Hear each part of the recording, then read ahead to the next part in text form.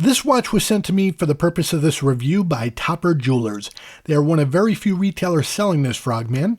Please go to topperjewelers.com, place the GWF-A1000 in your cart, and in the special instructions section, please enter DougFNJ sent you before you check out, and Topper's going to send you a special G-Shock pen while those supplies last. So thank you, Topper Jewelers, for sending me this watch, especially at launch. Now on to the review. Hello everybody, and thanks for checking out my review. Today I wanted to do a follow-up video from the review I did the other day on the GWF-A1000. Of course, I went through all the onboard features, but at the time that I had done the review, unfortunately, it was not yet ready available in the G-Shock Connected application. So this morning they did the update. So I just wanted to give you an idea on how these work together and how well they work together. So the first thing I'm going to do is go into the G-Shock application. You'll see the little animation with the G-Shock, and what you want to do right off the bat is go into the guide, and it's going to prompt you to press the bottom right hand button, and that's going to connect the watch to the application, of course. So once you see it go to the C, you're going to see that the G-Shock application is going to register it. And then once they're connected, you get the confirmation, and the first thing that you want to do is go into the guide. And, just to give you an idea on how this works, the guide will walk you through every feature, the tide graph, the stopwatch, how everything works between the buttons. So it's like kind of a virtual guide, and then you can actually, at the bottom of the screen, go to the watch manual. It'll take you right to the site. So this way you can just use your smartphone specifically for the manual, which is great.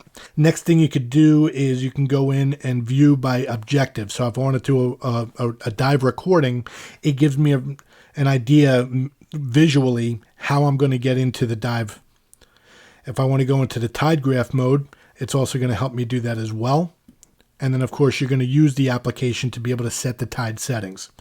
So going into the dive log, it shows you that you're going to hold that for 2 seconds like I walked you through the other day. I already walked you through the dive log functions, but once you have that, then you go into the all points, and it's going to give you all the data from a particular dive that you did.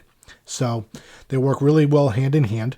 The next thing I'm going to walk you through is world time. And the world time is pretty simple to work with. I mean, basically, if I want a secondary time, I can go to the different zones that I pick as far as favorites, or I could just touch a point on the map. So if I want to go to Toronto, for instance, I send it over to the watch. It automatically sets it up. I believe there's an hour difference between New York and Toronto. You'll see it reflect on that second time zone. You'll see it move on the map. And then it confirms that the world time was set. Now, if I'm going to be there for a while and I want to be that second world time to be my main screen, all I have to do is press the middle, and it's going to switch to home time and the world time. And you'll see how quick and responsive, once you send it to the watch, how well and quick it works. Then you get that confirmation. Next up, you go into the utility, and you have the alarm, which you could turn it on or off, and of course change the settings. So if I wanted to set it to 12 o'clock, send it over to the watch, and it typically works in 24-hour format. And if I wanted to just turn it off, I could turn it off. Send that over to the watch. Quick responsive. That's one great thing about how the synchronicity they work these. I'm really a big fan of the connected application that they've done with this. And I could do the same thing with the countdown timer. It's a 24-hour countdown timer. So if I wanted to set it up for 20 hours, 5 minutes, however I wanted to do it, it only works in minute increments, not second increments, but you could send it over to the watch, and you could set that up anytime, either on the watch or on the application, which is great. And then if I want to get into the actual settings on the watch, I press the gear on the top right. I press for the watch I'm looking to make the settings, and for instance, you have the phone finder settings. So you have a sound list, so you press a button on the watch, and if you lose your phone, you get a tone, and this way, once you can find the phone, you're good to go. So if you're losing in a hotel room upstairs, it's a great feature because the phone does go off very loud with that too. Then you can have it automatically check one time a week for synchronization. So if you're not in a place where you're getting good signal with the atomic watch, you can sync it up with the Bluetooth, and you'll always have adjusted time, which is fantastic. You can set the operation sound, so every time I press a button, whether I'm going to hear a beep or not, I can turn that on or off, send it right over to the watch, get the confirmation. Setting is complete. Then I have my time adjustment, which basically says every time I connect the watch to the application, it's automatically going to update the time. I could set the location of the tide graph.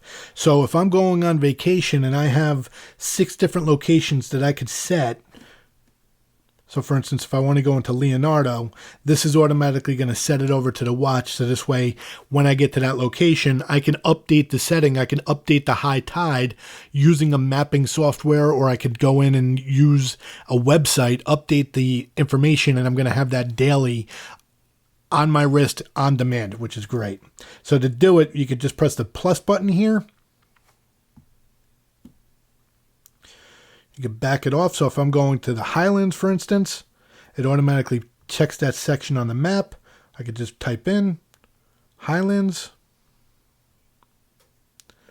And then it asks me for the high tide time. I could find that online. Weather.com will supply that information. So let's say it's 6:30. Press OK. Send it over. And then it's going to be in that mode that I wasn't able to go over the other day on the watch. So I'll display that in a second. Then you have a feature for setting the time position. So this is a very, very slow feature. I'm just going to tell you right now. But automatically what it does is it'll zero everything out and it'll allow you to use the watch software. So I'm going to give you an example just with the date. It allows you to nudge the marker left or right. So if the date looks like it's not lined up in the window, I could send that over and I could line it up using software. And then with the main hands, typically there's a home setting there's a setting in the watch already where it knows automatically where it needs to be located, so it just does it automatically with the software. And then you have your simple daylight savings time. So you go in and you can turn daylight savings time on or off, whatever zone that you're in, or you can set it up for automatically when it syncs. So that's how the G-Shock connected app pretty much works with the watch. So like I said, they work really well together back and forth. Things that you can't see on the display on the G-Shock, you're able to go back and forth on your smartphone. So that's where it's really handy. So the one thing I wanted to leave you with is the tide graph. So this way you could see exactly how this works.